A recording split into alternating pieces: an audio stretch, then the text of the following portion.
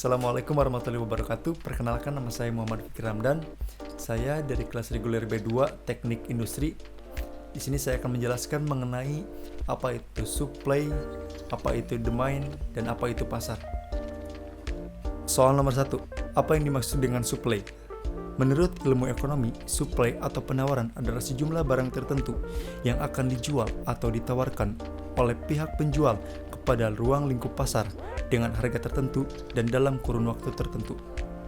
Dengan demikian, kita dapat mendefinisikan secara lebih luas bahwa penawaran itu mempunyai 3 poin penting. Yang pertama adalah tersedianya produk ataupun barang, jasa untuk ditawarkan kepada publik. Poin kedua, tingkatan harga. Beberapa produk mempunyai tingkatan harga tertentu. Poin ketiga, adanya kurun waktu tertentu, entah itu kurun waktu harian, bulanan, ataupun tahunan.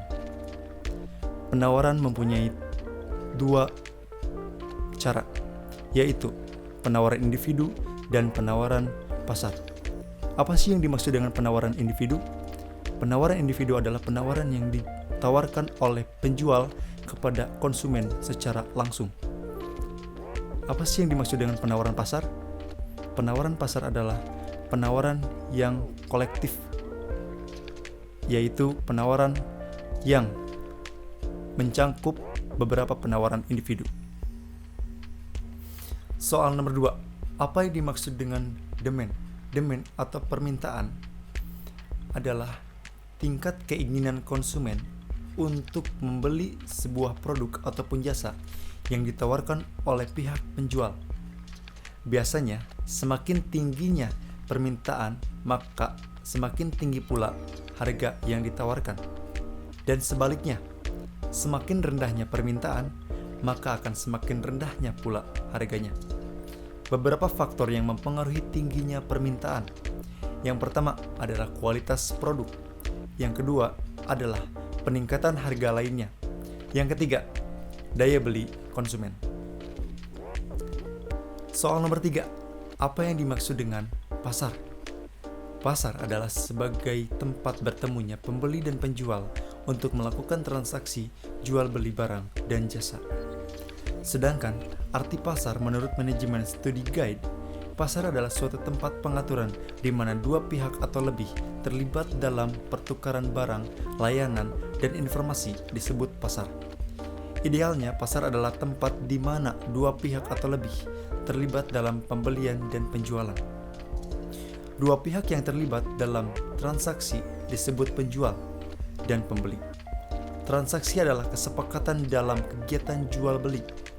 Syarat terjadinya transaksi adalah adanya barang yang diperjualbelikan, pedagang, pembeli, dan kesepakatan harga barang, serta tidak ada paksaan dari pihak manapun.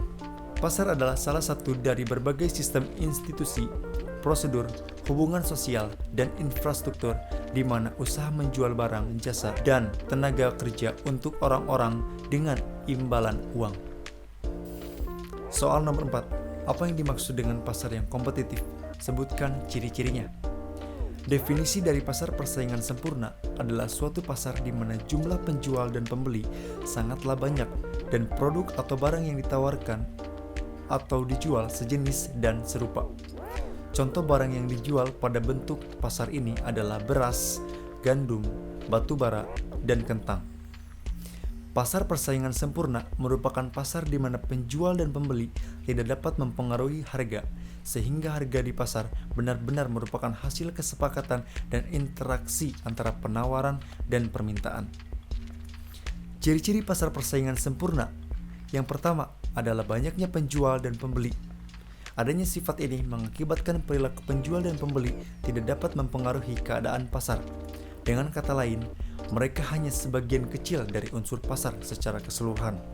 Interaksi antara penjual dan pembeli dianggap sebagai pengikut harga yang menyebabkan harga di pasar ini bersifat datum atau harganya tetap. Yang kedua, kebebasan untuk membuka dan menutup perusahaan. Artinya adalah tidak terdapat suatu hambatan apabila suatu perusahaan ingin memulai suatu bisnisnya jika dianggap menguntungkan dan menutup usahanya jika ternyata merugikan. Yang ketiga, barang bersifat homogen. Yang keempat, penjual dan pembeli memiliki pengetahuan yang sempurna tentang pasar. Penjual dan pembeli sangatlah mengetahui betul tentang keadaan pasar dalam hal tingkat harga yang berlaku di pasar dan meliputi setiap perubahannya. Yang terakhir, mobilitas atau perpindahan sumber ekonomi cukup sempurna. Maksudnya adalah tidak ada kesulitan sedikit pun jika sumber daya atau faktor produksi ingin dipindahkan dari suatu tempat ke tempat lainnya. Soal nomor 5. Kapan suatu pasar terhadap suatu barang dinyatakan setimbang atau terjadi kesetimbangan pasar? Kesetimbangan pasar atau market equilibrium merupakan kondisi di mana jumlah barang yang diminta sama dengan jumlah barang yang ditawarkan pada tingkatan harga tertentu. Keseimbangan pasar adalah terbentuknya suatu harga keseimbangan. Harga keseimbangan itu adalah harga di mana konsumen atau produsen sama-sama tidak ingin menambah atau mengurangi barang, jasa yang dijual atau dikonsumsi. Kita bisa menyebut harga keseimbangan hanya jika permintaan dan penawaran ada pada titik yang sama, tidak lebih, tidak kurang. Karena jika harga di bawah harga keseimbangan, maka akan terjadi kelebihan permintaan. Karena permintaan akan meningkat akibatnya harga yang rendah. Dan kemudian penawaran menurun. Sebaliknya, jika harga pasar melebihi harga keseimbangan, maka akan terjadi kelebihan penawaran, tetapi konsumen enggan membeli atau jumlah permintaan menurun. Soal nomor 6. Berikan sebuah contohnya dalam kehidupan sehari-hari. Contohnya yaitu, jika konsumen meminta barang berupa televisi sebanyak 10 buah dan penjual mempunyai barang televisi sebanyak 10 buah, maka transaksi dapat dilakukan karena jumlah permintaan dan penawaran seimbang. Selain itu, contoh keseimbangan pasar yang lainnya yaitu, jika konsumen menginginkan harga suatu barang yaitu 1 juta dan penjual menjual barang tersebut dengan harga 1 juta, sehingga ada keseimbangan karena harga keseimbangan disepakati sama. Mungkin cukup sekian penjelasan dari saya mengenai supply dan demand. Terima kasih atas perhatiannya. Mohon maaf bila ada kesalahan. Wassalamualaikum warahmatullahi wabarakatuh.